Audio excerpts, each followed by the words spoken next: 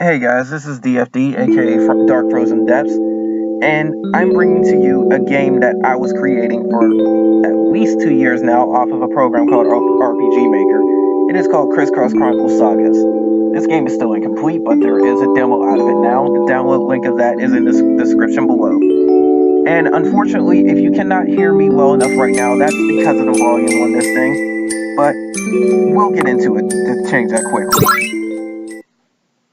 Also, for right now, I'm going to end up skipping a lot of the cutscenes, but some key points I will show. Like this first line right here, right off the bat, mentions something very important. This game literally is free to the public. Not just the demo, but when I do the finished product. So look forward to that because it will just be something to play just for the hell of it. But at the same time, you have to remember this one line because of the simple fact that if you find someone selling it somewhere, that is on them. That is not supposed to happen. I assume no responsibility if somebody's selling this game, and if you have bought it off of them, you've been scammed. It even says it right here. And would you like to view the opening? We are not. If you want to find out what happens and know a lot of this stuff, then you're going to have to actually play it yourself. This is just mainly a quick little walkthrough guide just to help you get through the demo.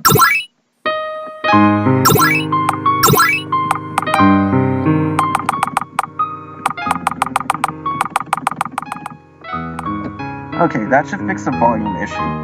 What I just did was went into the options and actually changed your settings. This is a little convenient thing. For some weird reason, the show battle animations thing does not work.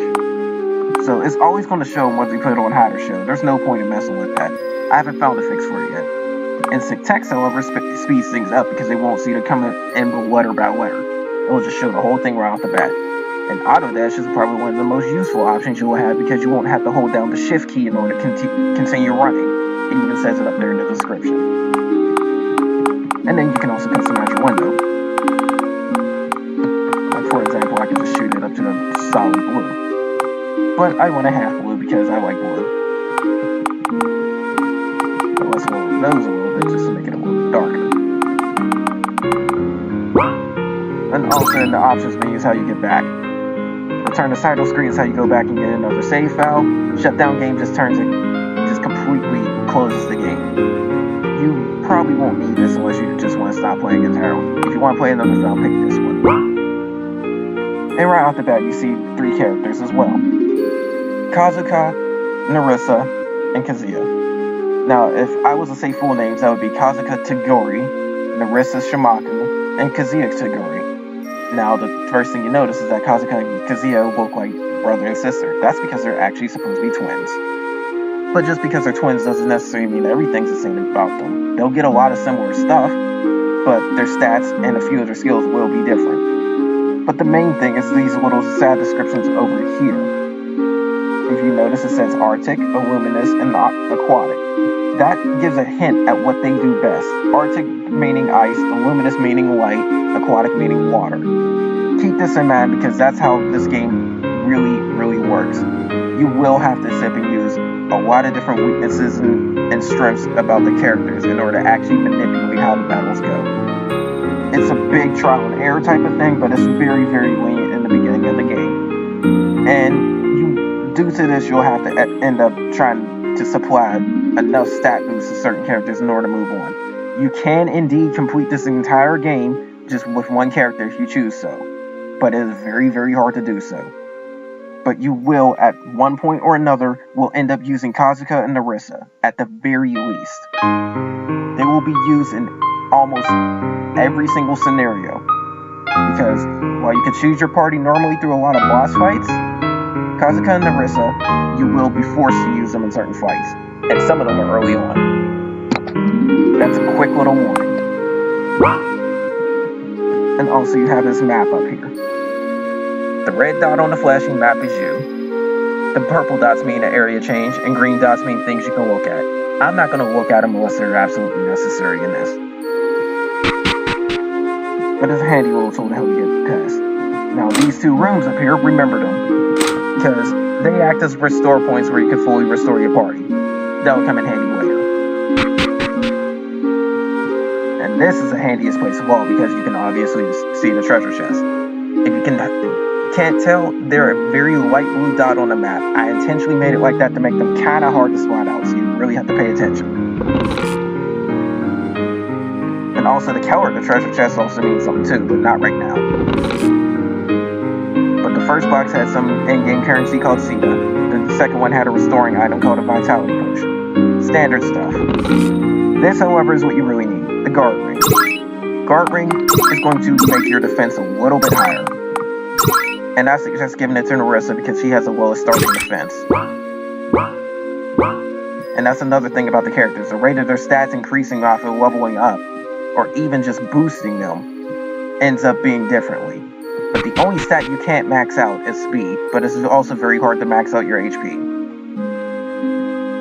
But at the same time, you will not need to max out your HP in order to clear the entire game. That includes the secret bosses I've tossed at the end of the demo as well, which will be in the main game. And speaking of the game, you stopped right here. This is an enemy. If you look on the map, things that you can actually literally inspect or talk to, like people or monsters or anything, are shown with the yellow dot. And naturally it's going to cause a fight. This is intended to be a tutorial battle for you to start off. Now, right off the bat, you'll notice that it's similar to Final Fantasy, the old versions like Final Fantasy 2 and 3, but at the same time it's also got the action bar kind of like Final Fantasy 6 and Final Fantasy 7. Naturally, when it fills up, you actually have an action, and you can just start attacking. But the interesting thing you need to pay attention to this is that once you do a normal attack, you do a follow-up. You have to hit the buttons on screen to do that. But doing follow-ups also suck up more of your action gauge. So if you want to get more turns, you have to do quicker actions. It's up to you to find out which action does what. But naturally you get some stuff after you sit and finish the fight. And the main thing about it is the fact that you get these little points called CP. Now, a quick little explanation of that, that's what you use for this stuff. Skills. If you hit skills and pick a character, you have all the stuff that you can see them using, which is nothing right now. But then you have learn skills. You go into here, and you can actually learn new skills for them. I don't suggest getting this until after you get Frost Infusion, or whatever infusion. Infusion breaks just use it to remove them. The whole point of infusions being that they'll force all your normal attacks into a certain element. Like this one will force somebody's attacks into ice. Infusion Break will remove that, putting it back to a normal element. Pretty handy to have them both. Meditate, you can try it if you want to gamble it, but it's not necessary. You can actually heal up at a chance. And it's a somewhat okay heal, but the chances aren't too good. Like I said, it's a gamble, but it's a little quick costing move. But you definitely want the infusions. Also, if you hit the Q and W keys, you can switch between characters. Be careful of this. Because of the simple fact that it can let you learn somebody else's stuff. And if you do something like, say, have Narissa learn Frost Infusion, it will crash the game. You have to be careful of that. So make sure it's the right menu by moving up and down between them. Or just back out and do it the normal way. Learn infusion skills. If you can, you might want to learn to break. They're very cheap skills, and you can get them as soon as this fight is over. Depending on what goes on in battle determines how much CP you get as well, but that's what the explanation explains. Read it if you want to learn more. Now this little item is called the All Up. The Up items are stat boosting items. I didn't get one in the last fight, so it didn't help because enemies can drop up items which boost certain stats. This All Up clearly says in the description, boost all stats except for speed. You will need a lot of these to get stronger. I suggest using one on Narissa at the start.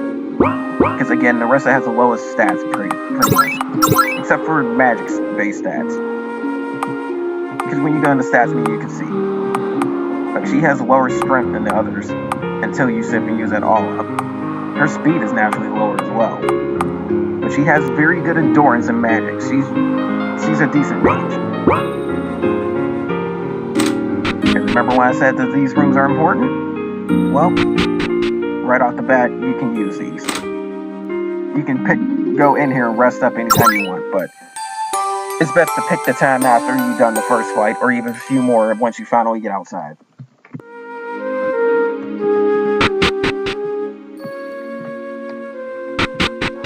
Now then, moving on a little bit, this little magic circle thing, there's not much point to bothering it right now, but it will have importance later. Much, much later.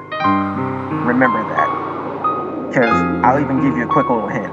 After you beat this one really, really tough area called Omnis, you can come back here to hit that magic circle, and it will lead to somewhere else out on the world map.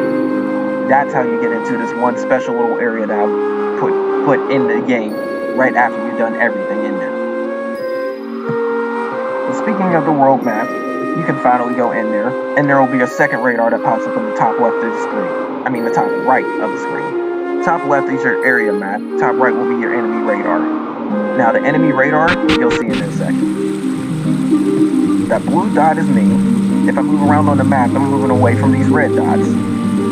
However, should I touch a red dot like this, you get into a fight. This is a way to avoid battles if you want, but considering that this is a very easy point in the game, I suggest getting to quite a bit of fights. Because you can rack up some Theta, which you can use to buy items and whatnot. And there's a chance that enemies might drop stat boosting items. See, you have a decent amount of time for the follow-ups, but you still can miss attacks. If enemies do damage, but not that much, you will quickly push their damage to nothing. Like I said, the beginning of the game is very lenient. Because there's no point in the game if it's just hard from the start, you just can't do much of crap. It will get challenging later on. But this is just to ease players into the game just to learn the mechanics, because you have to learn what you can do with this game. And I'm just unlucky with the accuracy a little bit, but your accuracy is actually a decent chance of hitting the enemy, around like 90%. This little thing, you can't do crap with it right now. It even says so. We'll come back later on. Now this little area I went up here is a little pond looking thing. You can talk to people up here. There's sometimes items, so you might want to look around. Like, see, I got more currency. But this is the main reason why you come here. Party has been fully recovered. Naturally, you know what that means. So you literally have two areas where you can heal up. If that's obviously saying not to heal often, you should just stop playing. You can also look at these signs and give you quick little hints. It even says that groups would do well to take turns defending themselves. That means switching your characters out. To drive this point even further, you get two more characters right here. One is called Ray Pavara, one is called Ariozera. And they also have their own special little things that they're strong with. They also give you some stuff. Now here's where switching out the party actually has some importance. Now if you go to active party, hit change, you can move left and right to see each character. You can see the stats, you can see what's equipped on them, whatnot. But the main thing is to switch them out. So say if I hit Kazuya, I can switch up him out for Eri. However, keep in mind that whoever's in the far left is going to end up being the leader. I suggest switching them out just to try and keep their levels even. It's not too hard to level up, and plus leveling up is the only way you'll get speed. Well, it's not the only way, but it's the most important way. But this is another little rock thing. Remember this too, because that little treasure chest right there is a different color than that red one. That's why I said the colors are different. That gold one has a very, very rare item in the game that you will not find anywhere else. And if you automatically move over a gap, you'll just jump it. But that's if it's close enough. You can jump over that one, but you can't jump over that one. So going down does nothing, but the little small one space gaps you can jump over. But here's another little healing pond. There's some stuff here too. A revival potion. You'll need those too, but they're kind of expensive at the very beginning of the game.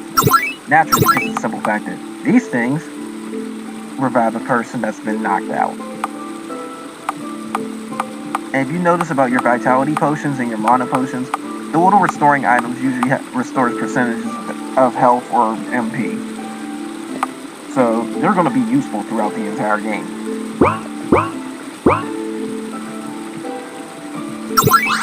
And there's not much point to healing up, but just do it anyway.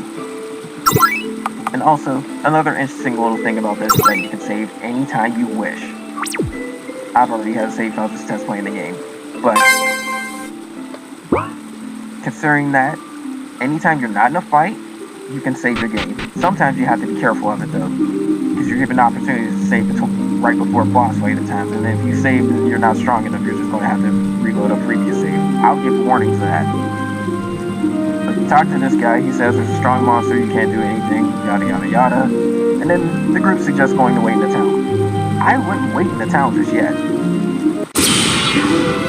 Now, while you can take on a boss at level 1, this suggests to be at least level 2 or 3. Now, this little enemy pops up as a special one.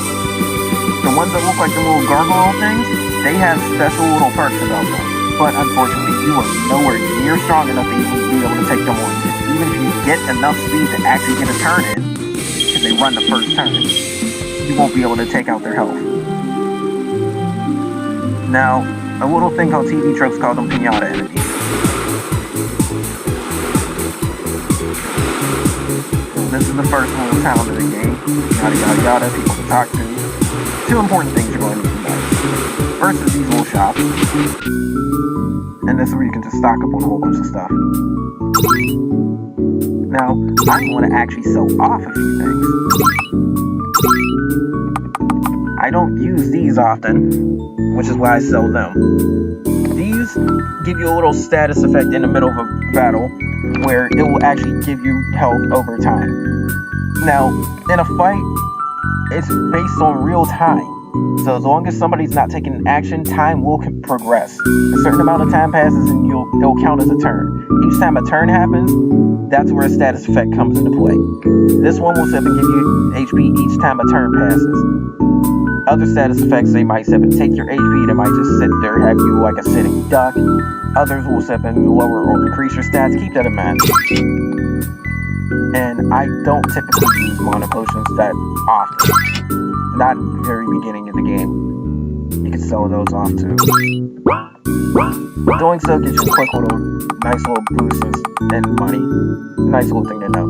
These things, try to get them when you have more money. Because it says increases your accuracy and evasion, meaning you'll dodge more attacks, but you'll also land more. And then there's that guard ring Narissa has that you can get for anybody else as well, but I wouldn't suggest getting that either. You just need the one to try and boost up the low defense person. Main things you need to try and get: a few more health potions, that's pretty standard. Get some revival potions, please. If you end up getting KO'd and don't have these, that's just stupid. You definitely want some antidotes. You don't need vision vials right now, but I'd suggest getting them.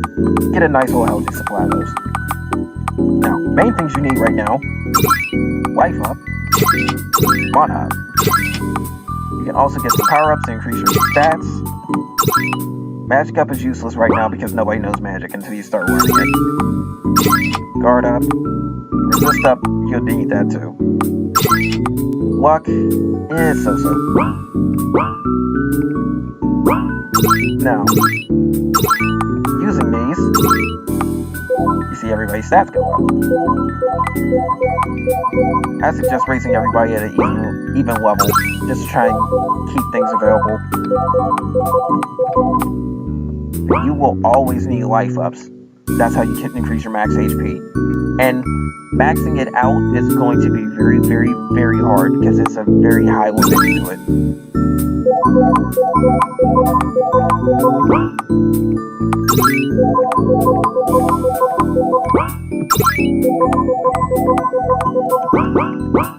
Now then, I'm going back outside to fight a little bit more, but there's also a few other things before I do so. First off, while this is an inn and you can actually stay here, the minute you do so, it's going to trigger a boss fight outside of here. You do not want to do that until you're ready. That's a little thing to actually make people pay attention. But the main reason why you do this is to come up here. There's another little item you can sell. Up here is a person you can talk to for a funny scene, and you can do it multiple times. And down here is another bit of money. You're going to need that.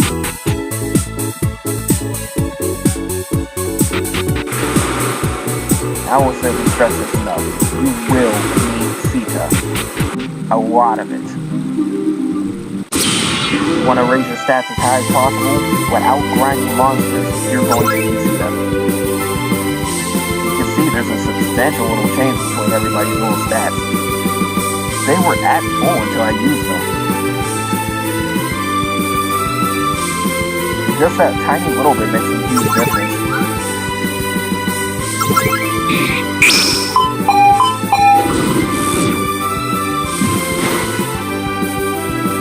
It should also be noted that each character also has their own little resistances to elements as well. Kazuka, for example, he resists ice, but is weak to fire.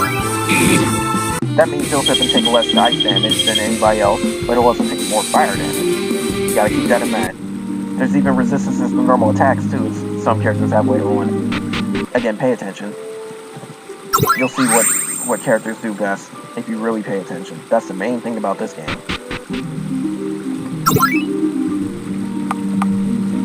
But what you're trying to do now is learn a few more skills. If you really want to get through the earlier parts of the game quickly, learn this skill. It takes a hefty amount of MP, and its other versions are even better, but at the same time, it does a lot of damage. It even says hit the enemy hard, hits them really hard, hits them incredibly hard. Interesting thing about these moves is the fact that it does damage based on your strength, but at the same time, it also takes out a percentage of the enemy's HP. And because of the damage formulas are pretty, up there, these will effectively take out earlier enemies very, very quickly. This is an easy way to speed that up. And if you notice, Meditate now has an MP cost because some skills are based off a percentage of your max MP.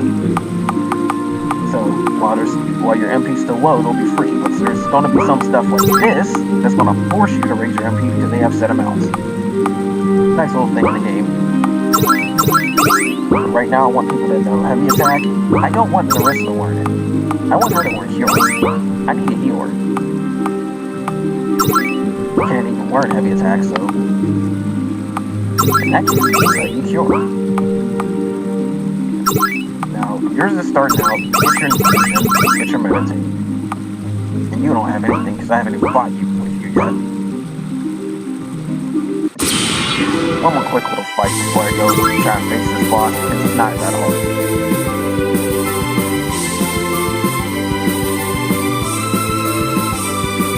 And yeah, the battle's going to seem kind of slow at the beginning. Just bear with it, because again, you'll get faster as you do more speed.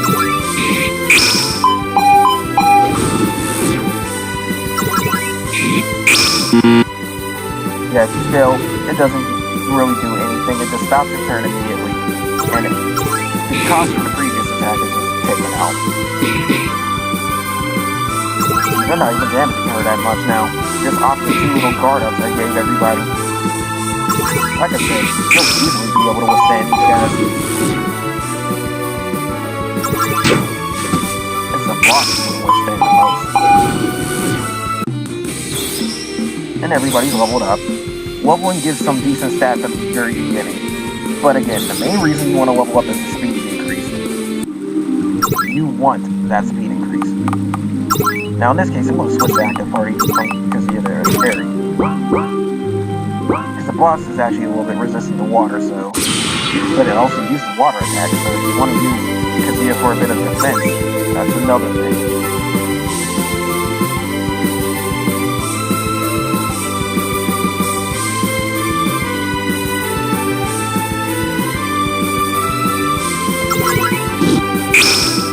It should also be noticed that Eri is going to be your best character for a while.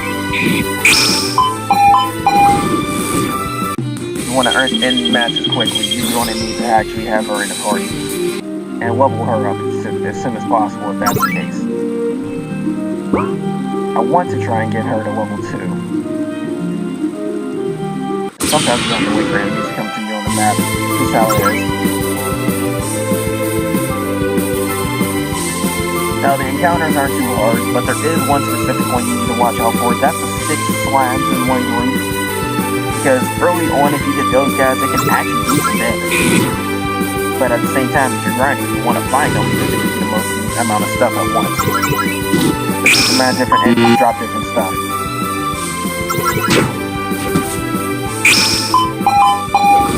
For example, one of these enemies drops their life up, but the slams definitely drop the mana up. See, I got a power to resist up to one of them. Ares should be level 2 Criss shortly. It's not that hard to roll with it at the very beginning of the game. Just go through a few fights, you'll be good to go.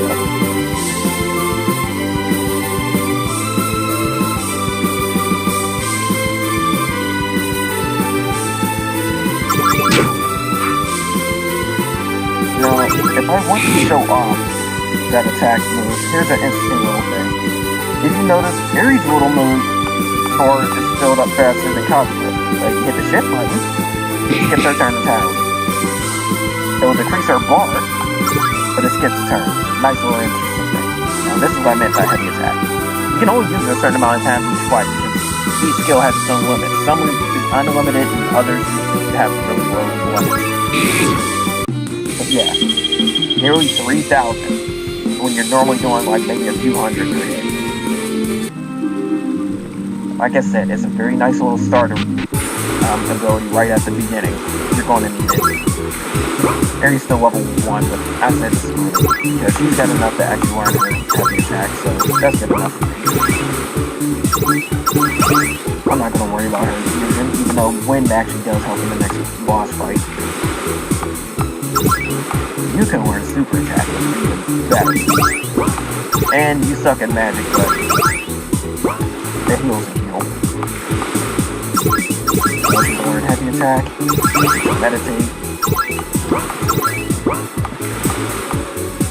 I can learn super attack as well. Meditate, break. It's up to you to choose.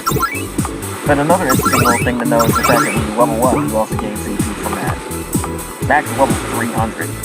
Keep that in mind.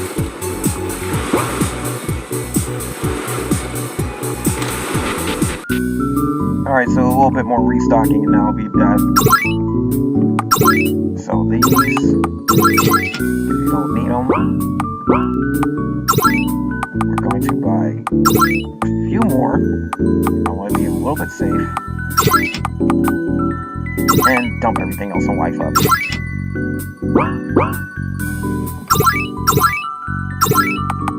Now then.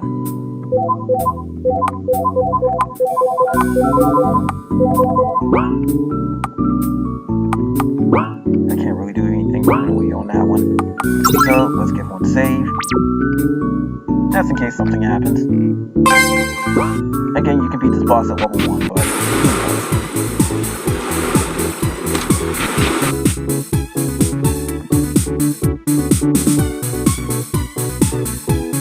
Now, see, the cost is very cheap. Rest up and you're good to go.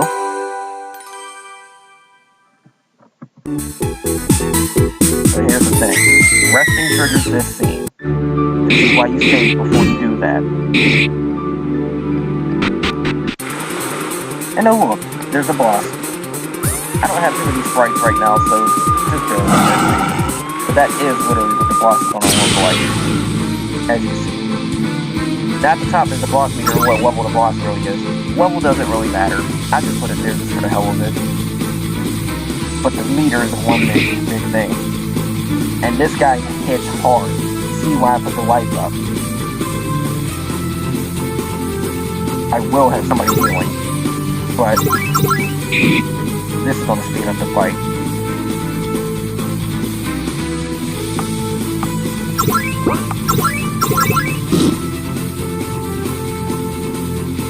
You can also get critical hits off of heavy attack and super attack, so that's something to know. So far so good. Just for safety hunters. The healing's also pretty nice too, because it heals by a certain amount of HP and then based on your magic attack. You don't even have enough MP for it. So this hits and hits. Doesn't matter why these moves don't have the basic things. But you really want to know how many times you can actually use these skills. You can only do the attack skills. You can only do them twice. Each. See? This is all used up for Ares. So you have to hit them normally. follow-ups can also do a nice little damage too, so if you manage to land all 3 follow-ups, you're going to hit them pretty hard too. Now then, you get a nice little bit of stuff here. This is something you're going to have a little bit too. You don't necessarily need it, but you can sell it if you want. But you'll see what that does in a second. It also drops some all-ups. I suggest using all-ups on the person that did not level up. For example, I didn't use Kazia. This is getting the all-ups.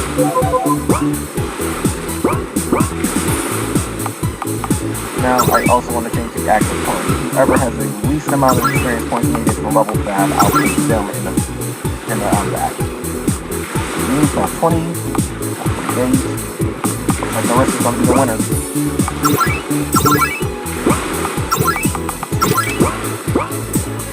Maybe I only got Ray for healing, but that's okay. I'm about to up this little magic point thing. Ray the carry, definitely. Now that you've done that boss fight, it's safe to say whenever or whatever and heal up on this. Because it's not going to trigger anything else. Of course, you can also run outside and do it for free if you want to. But there's still the risk of getting into a fight. And during a fight of low stats, you're probably not going to do well. That's unless you are very, very resistant. I'm not even going to learn too many skills. I just want to get one more in on this one.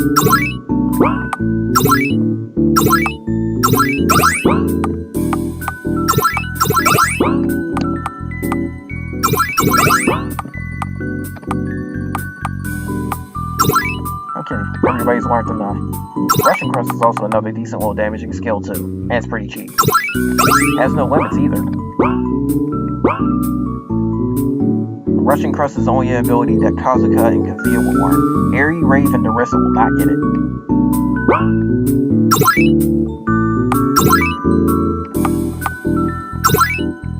It's called armors, but it's really accessories. I just put that there because you just wear different type of stuff. But this says it protects you from poison.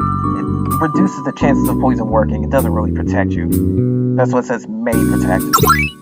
But so it offers you a lot of money.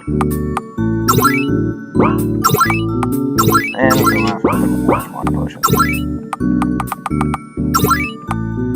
Now I'm going to buy a nice little amount of these. I'm going to buy a little bit of those. Nice amount of those. Nice amount of those. Some of those. Still not going to worry about luck. Okay, get more stuff. More of these. More of these. There's also different limits to how much you can hold at each item. It's normally 255, but the stronger stuff has less. You'll see as little as a 10 item limit. Now using the little items.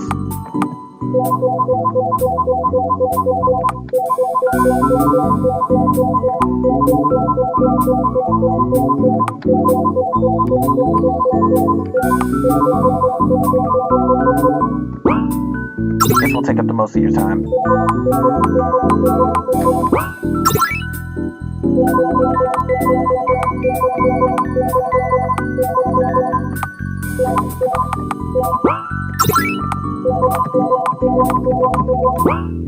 I'm really quick when I do it though.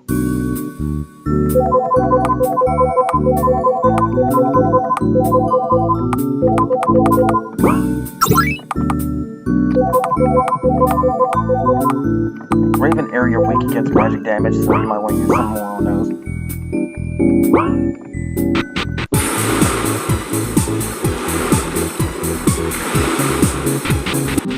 I rested up mainly to have some MP back in case I get into a fight. But this is the main reason why I wanted to come here. Now that you've beaten that boss, you can actually do one of two things. First thing is to open this next area up by talking to this guy. However, this is another thing, and this is where I'm going to save. This thing is a hidden little boss fight, where after you clear the boss in the area, a stronger version of it shows up, only a different sprite or whatever. And these things are optional fights.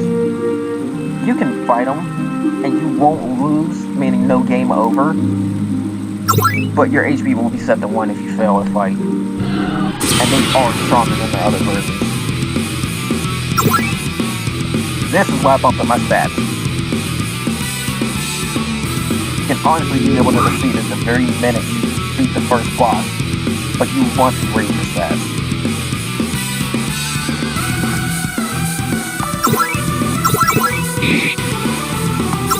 And if you don't have super attack, now's a good time to get it.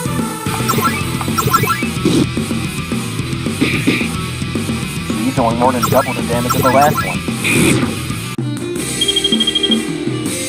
But the attack ability makes it way, way faster. And he drops a lot of stuff too, including that little thing. Now I've got enough to actually go back and get the work quests for everybody. But just get 4 of them. And just switch between them. He's also dropped the odds. Which again, I'm going to use when I take the level up. Now then, after this quick little fight, see here's another one of these enemies. Again, there's 3 types of them. One will give you a lot of money, which is this one. The one that was solved before, called the Fuma Duma, that one's going to give you a lot of experience points, and the other one's going to give you a lot of speed. You won't be able to kill them for a while. Because a little trade secret, those guys have millions of health. Good luck. Up and there's the third one. That won't give you a lot of speed. Oh, and even though it says you gain the upper hand, it doesn't really do too much of anything. Because he's too fast. If you gain the upper hand, then that means your speed will...